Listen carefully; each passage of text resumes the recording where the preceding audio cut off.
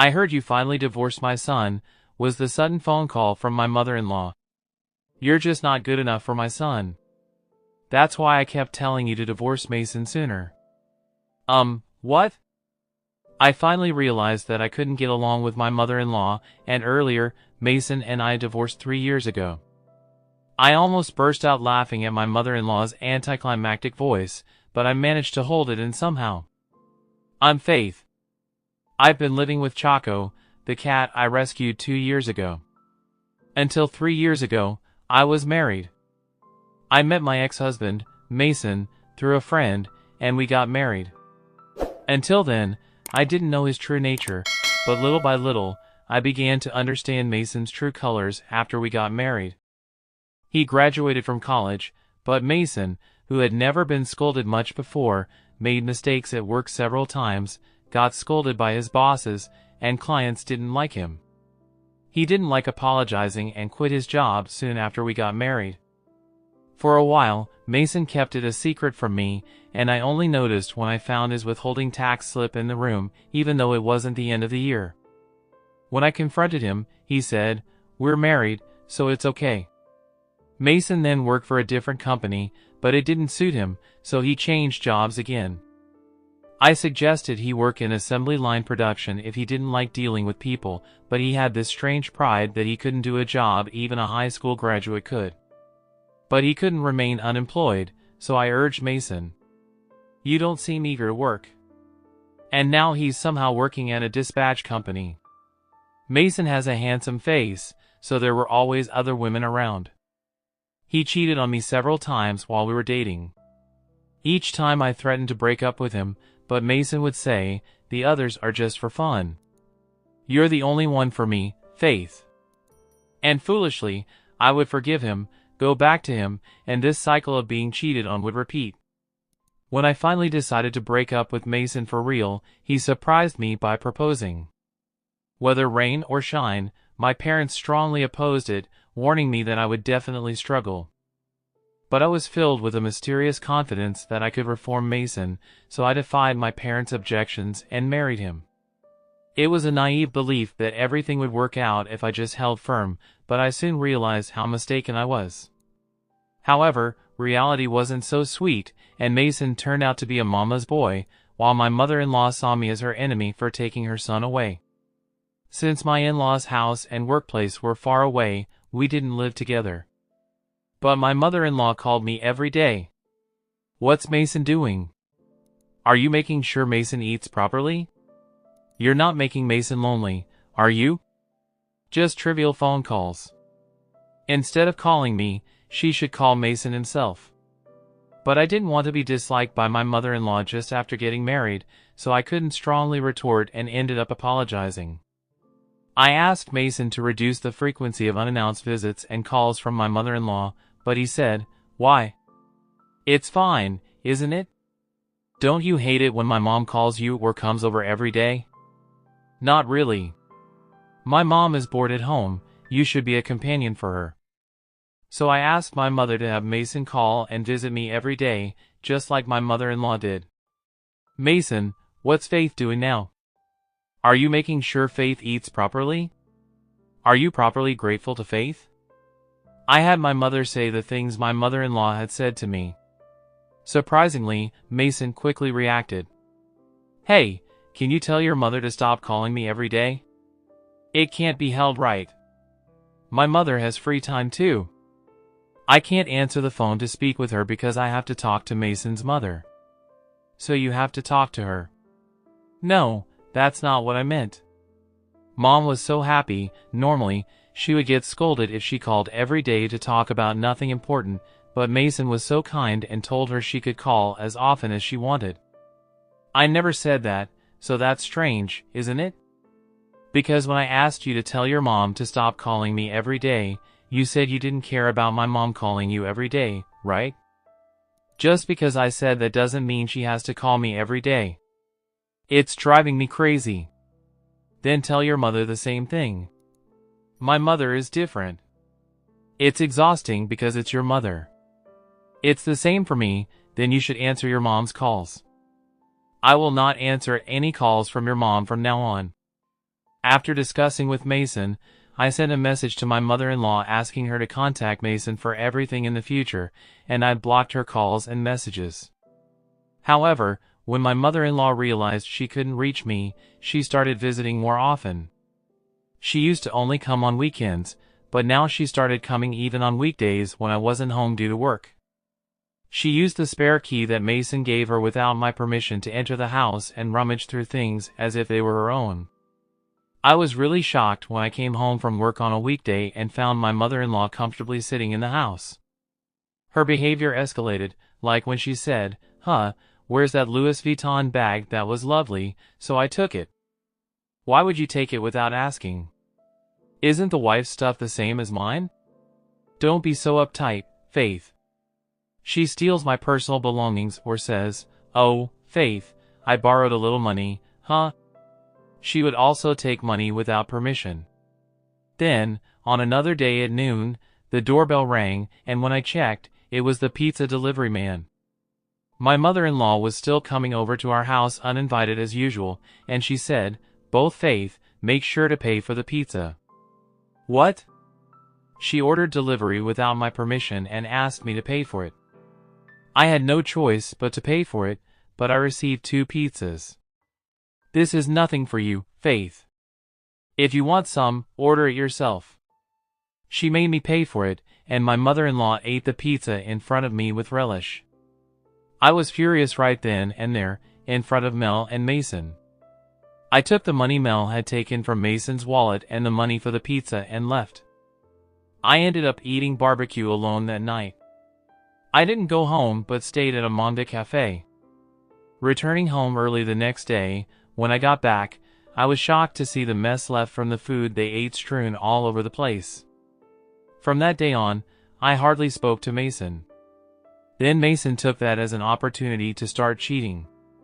At first, he'd meet up with the other woman or exchange messages on the sly, but when he noticed I wasn't interested, he boldly talked to his mistress on the phone right in front of me or made plans to go out.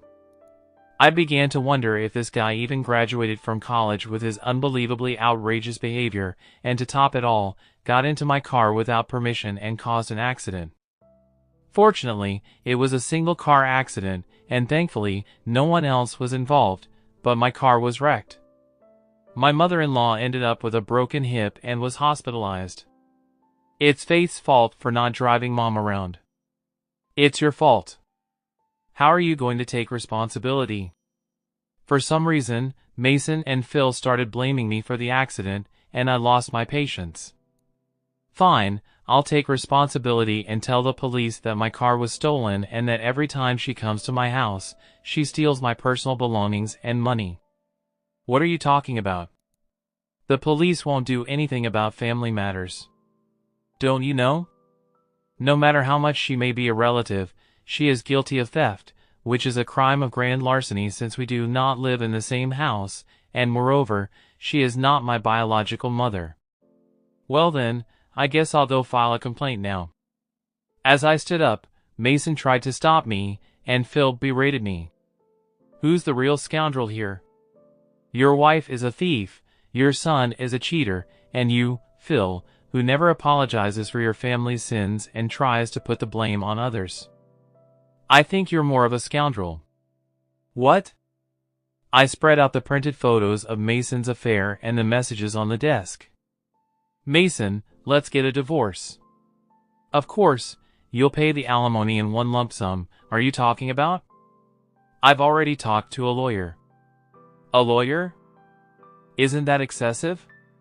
If it is, then sign the divorce papers and stamp them and pay the alimony right now. That way, I won't have to bother with a lawyer. You know damn well I can't afford that kind of money. Besides, divorce after openly cheating like that? I don't see any reason why I shouldn't divorce you. But Faith, you love me, don't you? Not at all. I've had enough of you who doesn't protect me from your mother, doesn't turn well, and just keeps cheating. What if you can't pay? Then I'll leave it to the lawyer. With that, Phil intervened, asking me to wait. If I pay all at once, you won't go to the lawyer or the police, right? That's right, if you simply comply with my request, I won't sue. Fine, since the bank's not open now, I'll pay properly later. I'll let him sign the divorce papers right away.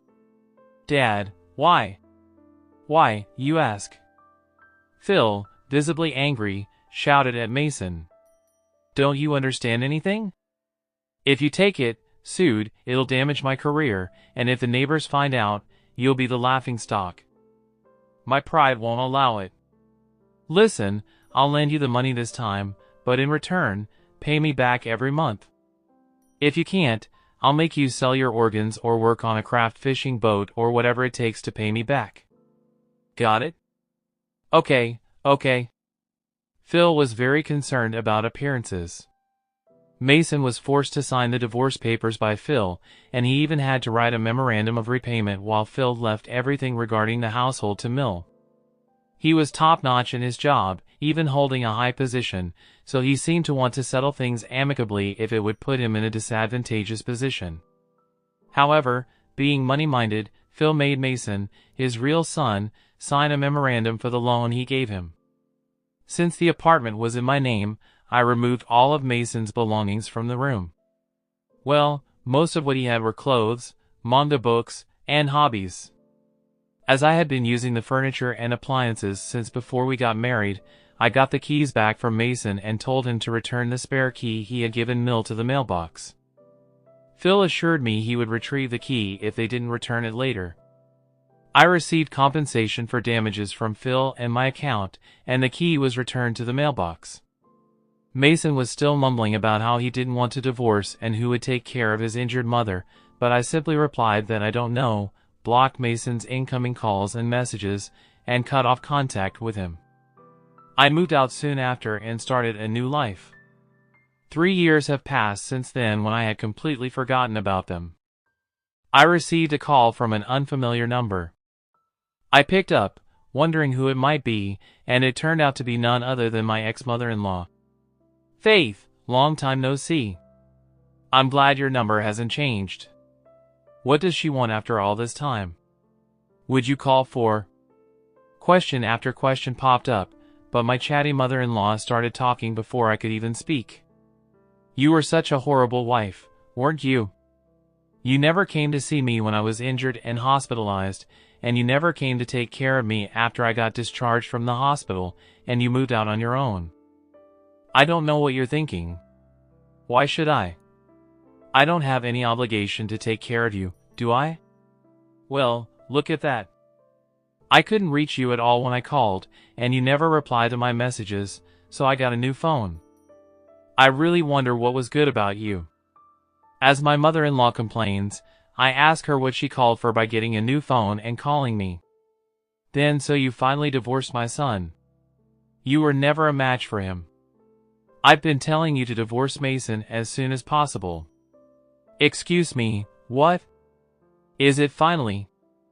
I grasped that my mother-in-law's rambling didn't make sense. Mason and I divorced 3 years ago. I almost laughed at the deflated tone of my mother-in-law's voice but managed to hold it back. We divorced 3 years ago when you had that accident with my car and ended up hospitalized. Mason was cheating, and well, there were various reasons that led to the divorce, like him being a mama's boy who never stood up for me and didn't do any housework despite splitting expenses equally. How I got my alimony paid in one lump sum by Phil on Mason's behalf, and I haven't contacted him at all since the divorce. Well, I blocked all incoming calls, but Mason, whom then? Who called me? According to my mother-in-law, a man claiming to be Mason called recently, begging for money to pay for the divorce settlement and saying he didn't have any, so he gave the money to a man claiming to be Mason's friend. I have no idea, even if you ask me. So the man who claimed to be Mason's acquaintance and took the money, he's definitely a scammer. Definitely a scammer. No way, I don't know how much was taken, but it seems my mother-in-law was swindled out of an amount shocking enough to leave her in shock, but it's none of my business. Well then, as I try to hang up the phone, Will grabs my attention. Hey, don't you think I'm pitiful? Well, I genuinely feel sorry for her and I sympathize, but ultimately it's not my problem. I'll make sure to be careful myself and give my parents a call later to warn them. I consider this as a stroke of luck. Can you lend me some money? Why don't you ask your son? But Mason's changed his contact info. My husband doesn't know either, and I don't even know where he is now. Please, I'm begging you. I always knew she was shameless, even when I was married, but I never imagined she'd be this shameless. I reply to her, I see, Yame. Well, if you give me back all the cash from the car and appliances that turned into scrap after you guys took them, as well as the money stolen from my wallet, then I'll consider it. There is no way I can repay that. What are you talking about? Asking something like that from someone who's become a stranger to you shows you lack common sense. I could even start managing it from you right now. Don't you have any compassion? Unfortunately, I have absolutely zero compassion for you guys. Unbelievable, breaking up with Mason and divorcing you was the right decision. I'm done, forget it. My mother-in-law calls unilaterally, then hangs up. You know, laterally, I don't want to be bothered by her pestering for money again, so I blocked her new contact details. I thought it was a nice touch, although I was surprised at Mason not telling me that he had divorced me 3 years ago, and I was also surprised that she had fallen for this scam and taken my money. Well, my Phil tends to blabber, so he must have been telling Mason not to tell my mother-in-law. My Phil will be retiring soon, and no matter how much he has been scammed, he will be furious if he finds out that someone from somewhere has taken the large sum of money he had saved for his retirement. Since my Phil is retiring soon, he probably will demand that my mother-in-law work to repay the money, no matter how much she begs. My mother-in-law, she hadn't worked a call since she married my Phil, so I wonder if she can even find a job. Karma always comes back to bite you, huh? Choco, basking in the sunlight on the windowsill, responded with a meow and a yawn. After divorcing my ex-husband, I became interested in cat rescue activities. After I started raising Choco in the apartment I moved to, a friend of mine was originally involved in volunteer rescue activities, and now that I had more time on my hands, I joined her for adoption events. I fell in love at first sight with Choco, who I met there. I continue to show up at the rescue organization where my friend was involved, offering to help with anything I could. They never minded answering my questions, and they were always kind, never making a face when I asked. They also always asked about Choco's well-being, showing genuine concern. I'm proud to have formed good relationships with such wonderful people. One of them, a man, and I are planning to have dinner together. He seemed to have taken care of Choco before, so he has even more affection for her. He said it would be great if he could keep Choco, but he already had 3 rescue cats living in his house, so he was hesitant about taking on more. When I offered to take Choco, he seemed delighted. He's a true cat enthusiast, always discussing rescue cats, his own pets, and stories about Choco. When I mentioned how coming home tired from work and being greeted by cats makes all the tiredness vanish, he understood completely. Our conversation became animated, and for the first time in a while, I felt truly happy chatting with a man. I'm still not keen on marriage, but this time, I want to take it slow without rushing and carefully assess my partner, with the hope of eventually building a wonderful family together. Don't forget to hit that like button if you enjoyed this video, and if you're curious to see where this journey takes us next, make sure to subscribe and turn on notifications so you won't miss a single update. Your support is what keeps this channel alive and kicking, and every like, comment, and share means the world to us. We've got plenty more stories, insights, and surprises coming your way, so stay tuned for the next video. Thanks for watching, and I'll see you in the next one.